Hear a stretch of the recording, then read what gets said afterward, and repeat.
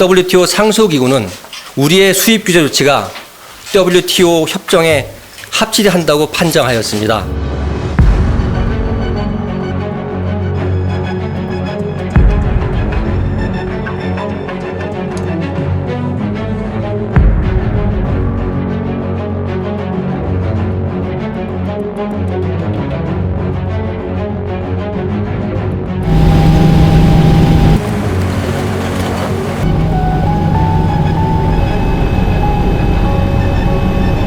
일본 정부는 원전에서 100m 떨어진 바닷물에서 방사능 물질인 요오드 131이 기준치의 127배, 세슘은 최대 24배 이상 검출됐다고 밝혔습니다.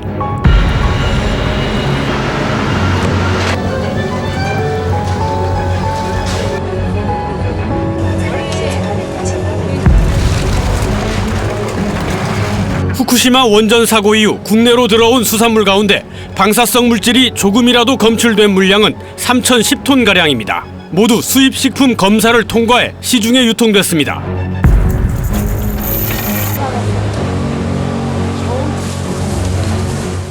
후쿠시마 원전 사고 이후 우리나라에 들어온 일본산 수산물은 수입 건수로 12,500여 건. 이 가운데 방사성 물질인 세슘이나 요오드가 검출된 사례는 131건입니다. 일본 현지의 수출 검역에서 검출된 건수는 단 2건. 129건은 국내에서만 검출된 겁니다. 일본의 검역을 전적으로 믿기 힘든 배경입니다.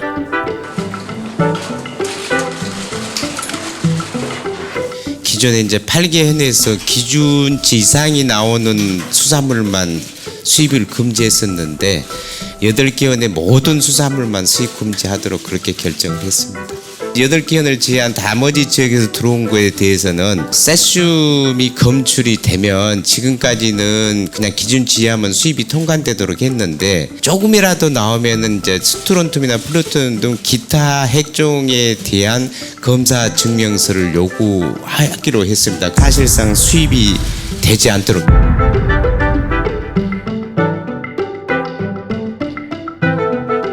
韓国においても科学的根拠に基づいて対応をしてほしいとしてきておりですね、韓国においても科学的根拠に基づいて対応をしてほしい。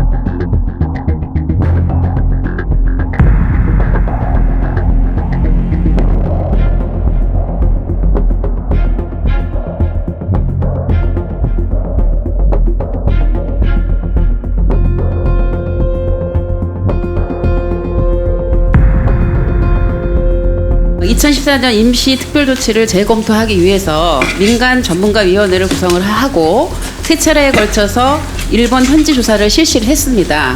그런데 방사능 오염을 확인하기 위한 해서 필요한 심층수와 해저토를 그때 그 시료 채취조차 못하고 돌아온 건 알고 계시죠? 예. 예. 이런 점을 지적을 하고요.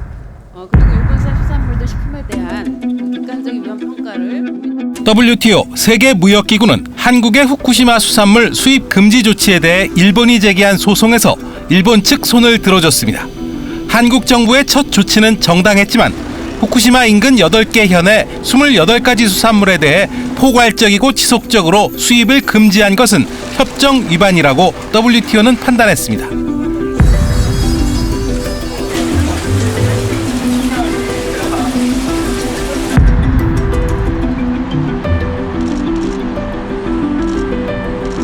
기존의 8개연 수입 금지 조항에 대해서 조치에 대해서 일본 측의 이제 제소에 의해서 불리한 상황인데 지금 항소 기간 중에 일본이 오염수를 추가 방출하게 되면 그렇죠. 저희들이 상황이 바뀔 수 있다는 기대를 하고 있습니다. 사정 변경에 의해서 다른 사실관계가 지금 추가가 되는 거니까 이 점을 저희들이 근거로 해서 적극적인 노력을 해보겠습니다.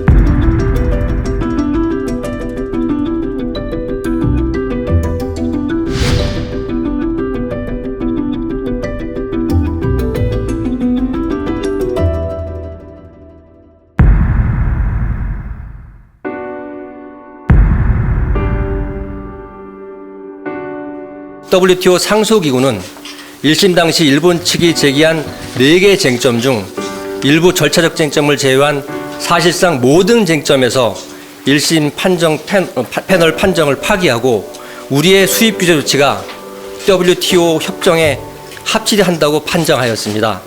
정부는 이러한 WTO의 판정을 높이 평가하며 환영의 뜻을 표합니다. 이번 판정으로 우리의 일본에 대한 현행 수입 규제 조치는 변함없이 그대로 유지됩니다. 따라서 일본의 8개 현의 모든 수산물은 앞으로도 수입이 금지되고 모든 일본산 수입식품에 대한 방사능이 미량이라도 나올 경우 추가 핵종에 대한 검사 증명서도 계속 요구하게 됩니다.